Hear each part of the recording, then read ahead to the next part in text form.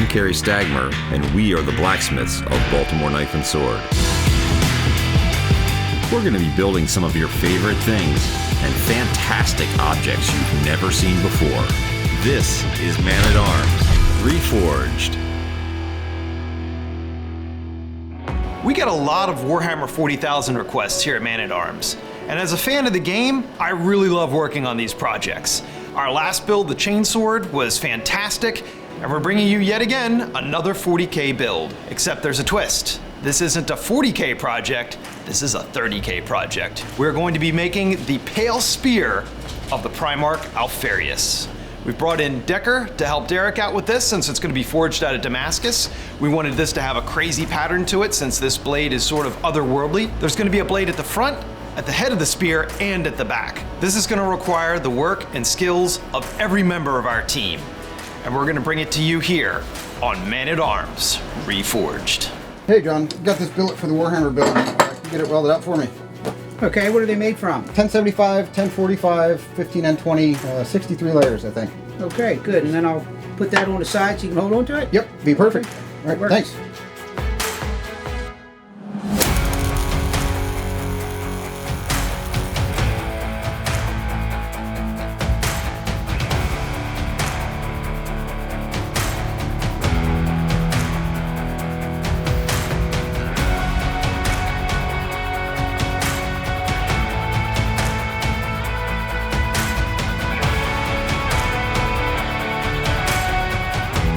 Now that John has finished up welding the billet for the Damascus, he's going to weld a handle on the end of this piece of 3-inch 1045. This will be for the lower blade.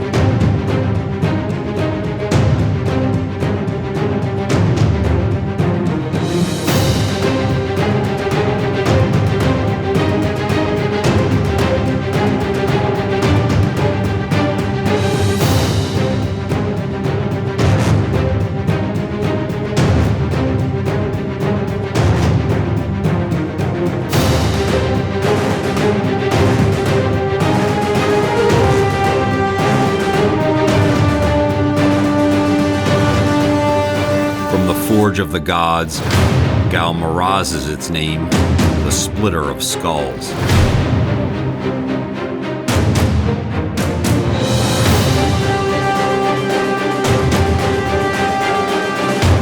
Decker now goes to the power hammers and begins driving down this material.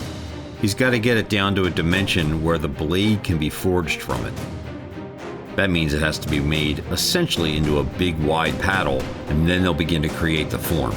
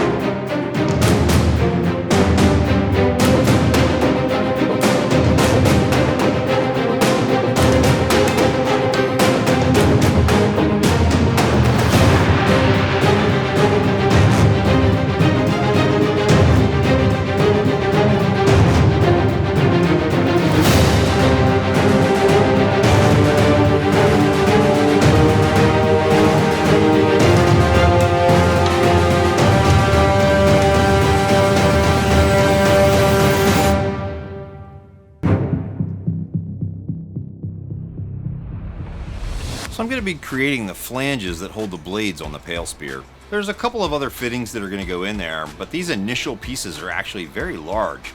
They're 3 inches around, so I'm going to start with a big piece of 3-inch 1045 steel. It's a really nice old South Bend lathe, the big 16-inch. I've got the material mounted up on here. Got it clean, ready to go. I'm going to cut initially. I'll cut a plug that's going to be going down into the handle section, and then I'll do all the fancy work that goes up on the top side.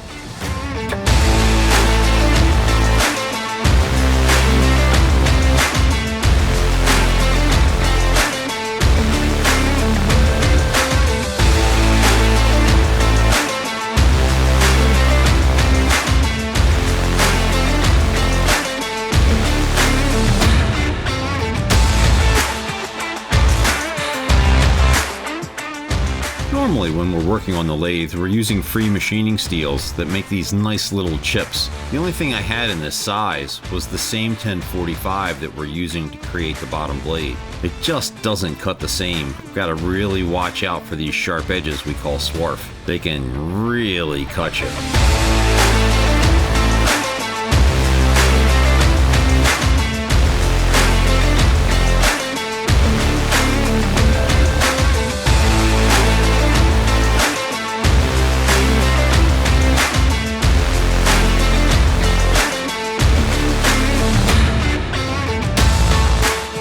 Kevin's now using the fly press to put these designs into these pieces of plate. They'll be wrapped around the handle when we're finished.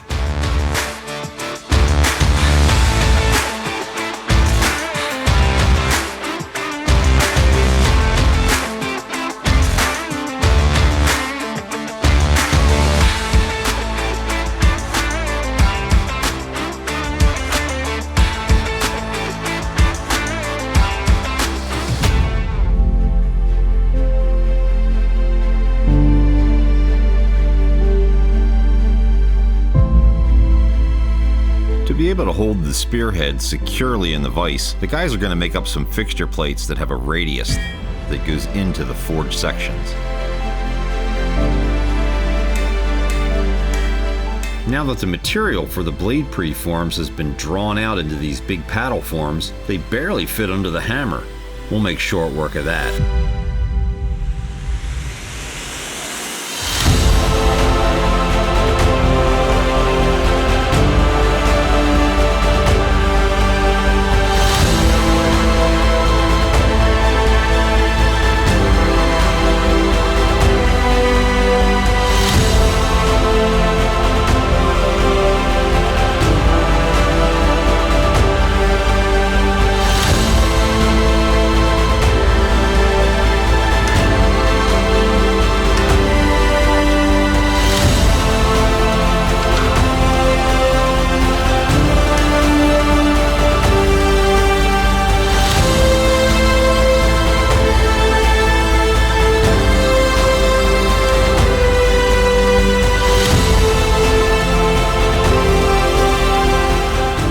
Sometimes when you're forging and you abuse the material a little bit by driving it so hard under the hammer, sometimes the welds can start to open up. The guys are going to add a little flux to the surface. That'll help them get it welded back up. They'll bring it up to heat and drive it back together into one solid piece.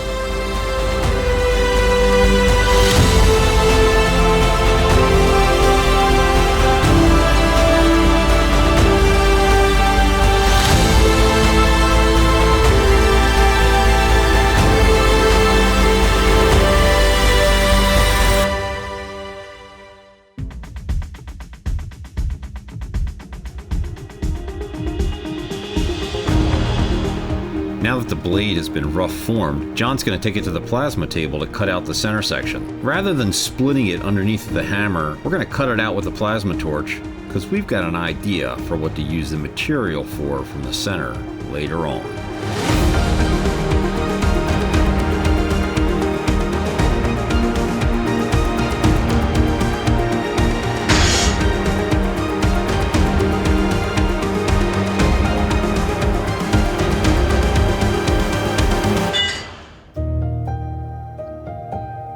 So the guys out in the shop have gotten this Damascus forged. We got it up on the plasma. John went through, cut that center section out.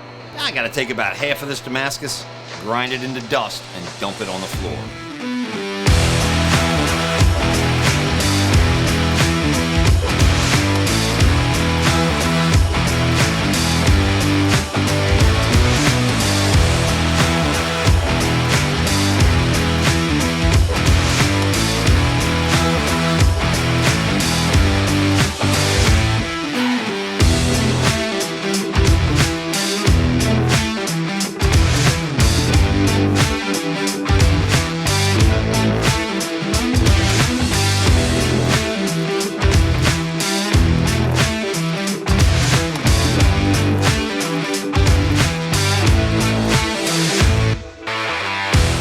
bunch of ring-like ferrules up and down the handle of this weapon, we're going to cut them out of the plate and weld it in place on the handle itself.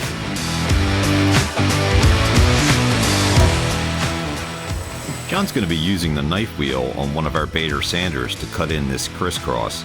It's much like knurling work that you would see on handles. We see this design on many of the weapons in Warhammer.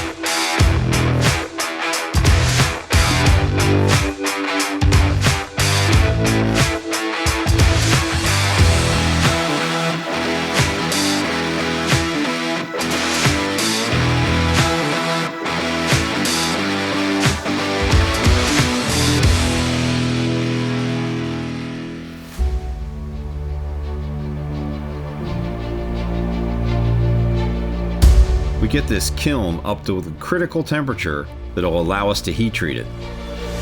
The blade will go into the heat, then it'll go into the oil.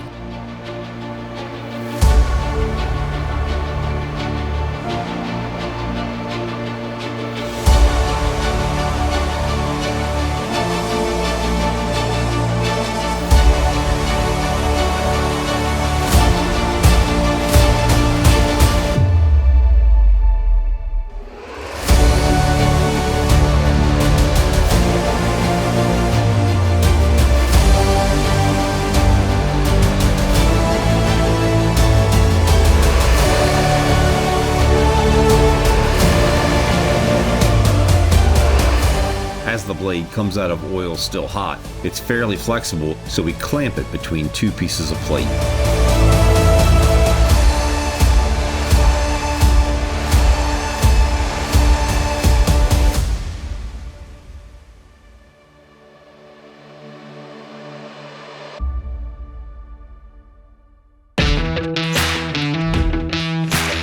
Rick now takes this blade over to the 80 grit to begin thinning it and starting the polishing stages. It's got a long way to go. There's still a fair amount of metal to come off, but we'll get it nice and clean before we have to etch it.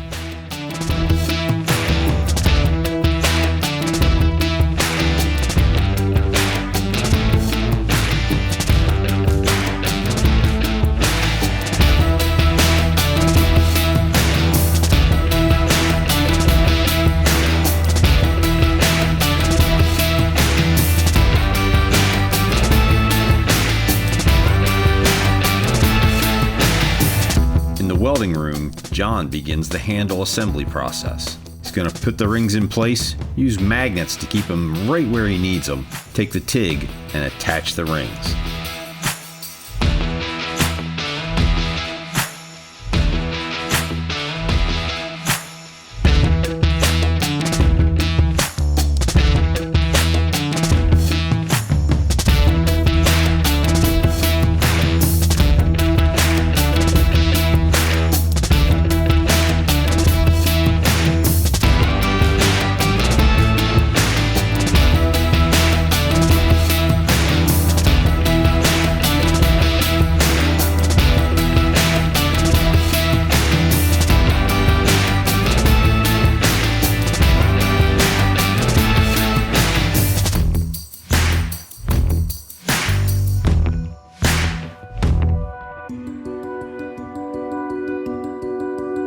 Using the heat gun to both dry the blade and heat the blade up so that we can speed up the reaction, Rick is now going to begin blackening these blades so that we get a nice antique finish. The upper blade, of course, is going to get etched.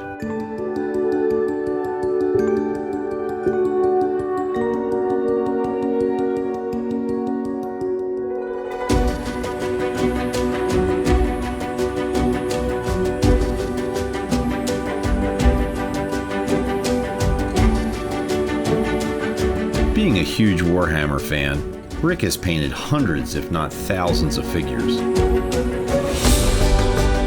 Now he takes those skills to a new level, blending both the texture and color on this handle.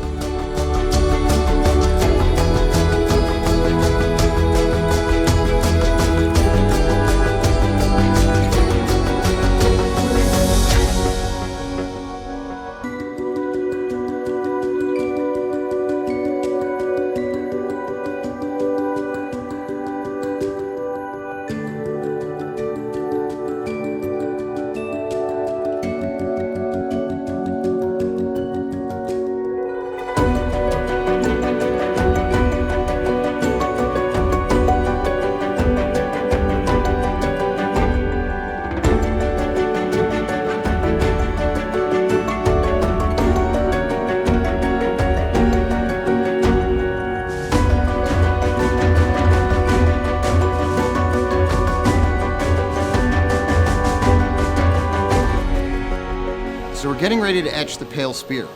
This is a beautiful piece of Damascus, but you can't see that yet because we haven't etched it to reveal the pattern. What we're going to do is get it nice and clean and degreased, and then we'll go into the ferric chloride bath to etch it. That's a mild acid that'll etch the steels differentially to give us darks on the high carbon and brights on the high nickel steel, and then we'll really see how beautiful this is inside.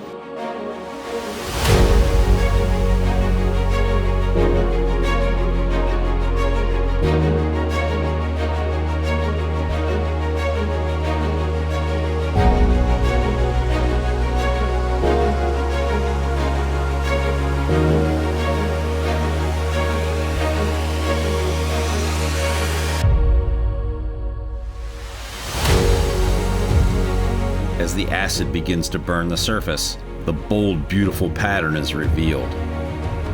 This blade is fantastic.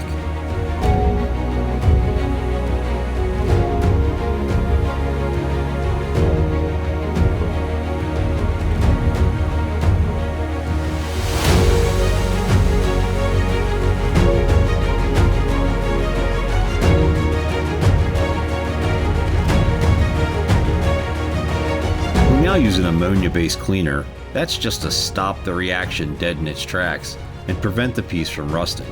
If we were to just, say, spray this off with water and wipe it down, tomorrow, instead of it being beautiful, it would just be a rusty surface. The ammonia stops that.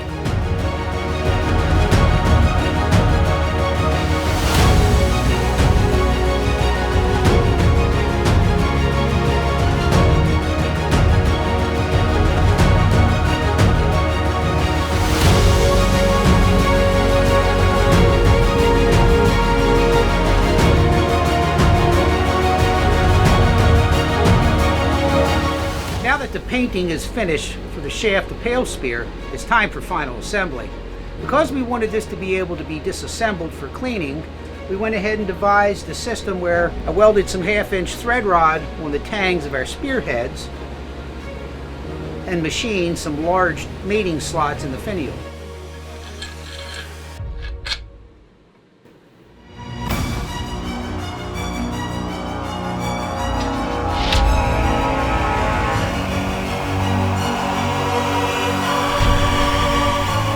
Starting from the raw materials, then forged by Ghal Maraz, the splitter of skulls.